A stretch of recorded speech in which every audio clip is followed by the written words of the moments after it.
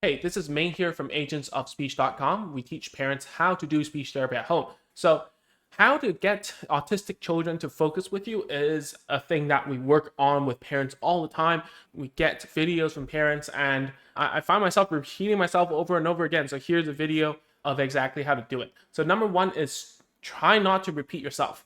Why do we not repeat ourselves, especially when we're giving commands, instructions, prompting children to speak? We don't do these things because the whole thing gets rewarded. Now, listen to me. What do I mean by that? If I tell like an autistic child, a person on the spectrum, like I say 7 times the command, and then the last time, without any prompts, that autistic person replies, in their mind, the whole thing gets rewarded, meaning the whole 7 times that was ignored in their minds, because they're very ritualistic and there's a risk, right? This the key word is risk. We're risking the fact that children on the spectrum will think that they have to ignore 7 times and then speak at the last time, and then you will praise them or give them a reward, or like you can move on, or you can stop with the work. So then this whole thing gets rewarded. So don't repeat yourself. Parent sent in some videos yesterday, and I was looking at it. Basically, what was happening was the mother was repeating and asking, what's happening? What's happening? And then in the midst of it, child was looking around, like doing whatever.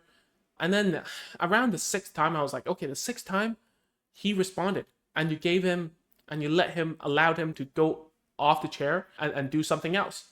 Therefore, all the time, that 6 times was rewarded. And I asked her, is it that only at the chair he looks around?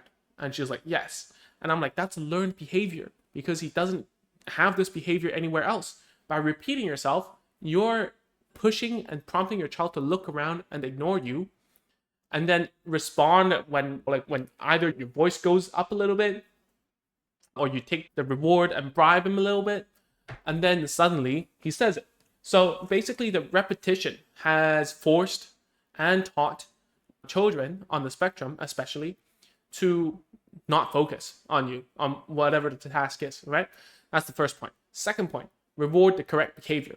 A lot of the times when we're doing math, reading, English, language, or speech, whatever that we're teaching, the rewarding and the praise is hinged on the child's performance.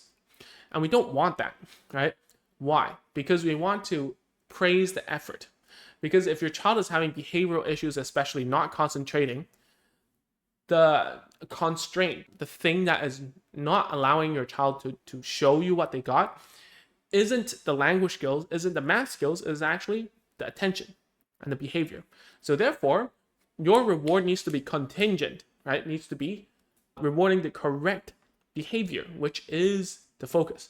So it's okay to go down one a little bit and reward whenever your child is actually looking instead of the results. Because if your child is looking and you know that they know, then they would be incentivized to respond quicker and more accurate and pay more attention. Okay, I know this is hard, even for therapists, right? But remember, if it's a behavior problem more than a language problem, then deal with the behavior first. Okay, it's always good to target and praise and reward when someone is paying attention. Okay, so number 3 is, does your child understand what is being rewarded or not, right? So there's a general confusion about what are they being rewarded for. So other than the case of the first story I shared here, the first case where the mom is asking what's happening, the other case is that this is a nonverbal autistic child, and then the mom asks the child to do this and touch your head. So a very meaningless kind of action imitation. We do this for various reasons. I'm not going to go into this, but child starts to guess everything. It's like just scrolls through everything that he knows. He shows the mom everything that he got. So it's not really an attention problem now. It's like he doesn't know what he's being rewarded for, and therefore he's not going to focus on your instruction. Because a lot of the time when this happens is that children are responding even before the mother gives the instruction or the command, right? Or whatever it is that you ask your child to do. So if they're moving before, they're totally neglecting and not care about your your language input, what you're asking for. So therefore, what you need to do now is to establish what you're rewarding for. You need to tell your child, even if he or she is nonverbal, okay? Because it gives you clarity when you go into teaching your child anything, okay? So what happens is when your child moves before you give a response, you have to give some negative feedback and you need to say it out loud, right? I heard a story of something that helped me a lot when I was learning to drive and trying to get through the exam. And stick with me for a little bit. There's a reason why I'm telling you this, right? My friend said, whenever you're looking at the mirrors, say it out loud so that the examiner will think, oh, he's actually doing it, right? Or else they're gonna think, oh, you neglected to look this or whatever. So it's just good hygiene to just, oh, I'm checking the mirror now. I'm gonna look at the blind spot. Oh, I'm gonna signal and turn left. Sounds like a lunatic to the examiner, but then he can't fail you. And it's the same as teaching autistic children because they are so rule-based, right? So when it's not clear, the rule isn't clear, they will try everything. They don't even know what's what. So then you need to tell them, you did it before me. That's not right. That's not right. Mom didn't even say anything yet. I didn't even say anything yet. You wait. You put the hands down. You say the command, which you were trying to do, and then they might do it, and then you reward immediately and tell them what they are rewarded for. It's nice. Thank you for following me. Thank you for writing your name. Thank you for answering a question. These things are contingent, meaning it happens for a reason. When this X happens, Y follows. And the autistic brain, and I'm saying this with a lot of love here, I'm just saying, in general, children on the spectrum, they respect you more when you stick to the rules. When you make a rule, you stick to it. So therefore, when you're teaching a child to follow you and focus with you, like this camera just refocused, it's very important that you tell them what the rules are, even if you think that they don't understand. Because it's for you. It's more for you more than for them. So they're super pattern. They're trying to recognize a pattern. They're trying to think, what do you want out of me? What do you want? What do you want? What do I do? So the next thing is to be quick when you're prompting. A lot of parents and teachers and therapists who reach out to us, they get the same results over and over again, is because they think your performance and why the children is not focusing is contingent on their language performance, as I said. So once you said this, I'm going to withhold this phone until you tell me. You say it first. Say it first. What do you say? And then nothing comes out. And then you let's just grind it until he says, I want phone. And then what's the point of this? The point is that you should prompt right away, even if you know that your child knows what to do. You know that they know it. That's what the parents would say. I know they know it, so they're just lazy to say. The thing is, when you're teaching a child, especially on the spectrum, when you're prompting, rewarding, or whatever, what you want to focus on is how fast they respond, how accurate they respond, right? What function is the communication for? And this goes back to the first point, right? If you keep on going on a standoff, and you don't prompt right away, right? Even if your child knows it, what's going to happen is that the whole vicious cycle, the whole thing gets rewarded, okay? The I want, and then all those things gets rewarded.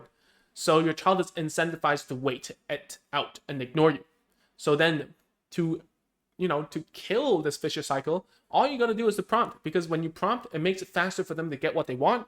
And in the process, you can go on to the next time when they want something real faster, give them a little taste of what they wanted, go back immediately and keep going at it until you get a spontaneous, quick response. Which is, talking about spontaneous, I've been doing a bunch of online consultations with parents, and I've been looking at some speech therapy notes, and then something really scared me. It's like, oh, this child can say a sentence either modeled or spontaneously. No percentage, no accuracy, no whatever. So which one is it? I don't know. So therefore, don't be like that. Just prompt right ahead, right? Don't wait for spontaneity to happen, right? Then why do therapy? Why teach when you're just waiting for it to happen? That's the opposite of teaching. If they were able to do that, you wouldn't need to sit there and try and get them to communicate better. Okay, so the last thing I want to share is to make it easy. I know in your brain, as a mother, as a father, as a caregiver of an autistic child, you have your goals, right? And I see these and the responses, the emails, the long essays that mothers write to me. They say, I need my child to do XYZ, and the list goes like 11 points. Make it easy, my friend. Make it as easy as possible for your child to achieve something with you first. Because if your child has a history of failure, has a history of having you repeating yourself, getting angry, both parties get angry, how does the relationship look like? It's gonna suck, right? So why would a child on the spectrum or not would want to focus, sit down with you and work, right? If there's a lot of homework to go through, like us Asians, how are you gonna suppose the child want to do that with you if every time the experience sucks, right? I'm just saying this with a lot of love again. So that's why you want to make it easy and focus. Take the focus away from the performance of the language, of the math, of the counting, the spelling, whatever, and shift the focus onto your child being able to focus, sit down, having nice hands, all these compliancy things. Label it out. Make it easy for them, right? When you see it, reward. If they're able to do it without any tasks, add an easier task that they've previously mastered, right? If you're doing writing, go back to something that they've mastered before. It might be a straight line. Just do straight lines for a bit, like, until like they get into the mood, and you're rewarding. Oh, you're writing it so fast. You're doing it so nice. You're building a correct relationship for a child to like studying with you, like working with you. Then it's going to be a lot easier. Okay. So if you would like to ask questions and follow up and also learn more, you can go to www.agentsofspeech.com/course. We have a bunch of free courses on the platform. Yes, it's a lot of work to go through, but it's very searchable, right? And if you need more help, there are loads of, including myself, loads of therapists and parents on the platform. There's 15,000 people on at this current time. Go there, make yourself at home, ask questions there. All right, that's all for today. Thank you so much. I'll see you in the next one. Bye-bye.